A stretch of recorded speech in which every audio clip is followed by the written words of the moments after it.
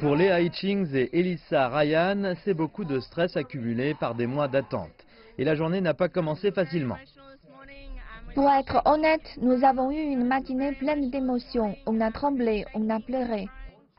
Mais enfin, la nouvelle est tombée lors de cette annonce de 10 secondes à Canberra.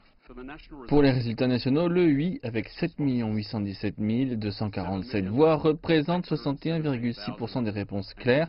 61,6% des réponses claires sont des oui. Lors d'un meeting à Sydney, le résultat de la consultation postale nationale sur le mariage homosexuel a été l'occasion de célébrations.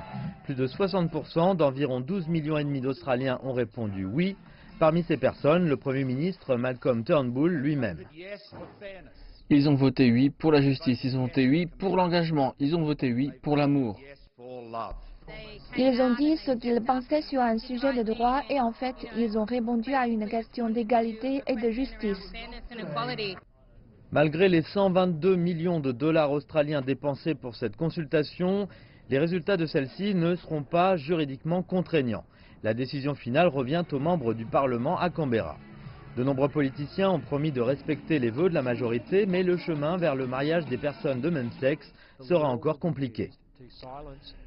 La loi sera utilisée pour réduire la liberté de parole des gens qui ne soutiennent pas la vision des mouvements politiques arc-en-ciel sur le mariage.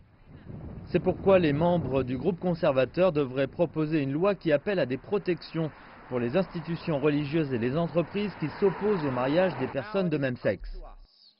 Il nous revient maintenant au Parlement d'Australie de nous atteler à la question, de nous atteler à cette tâche que les Australiens nous ont donnée.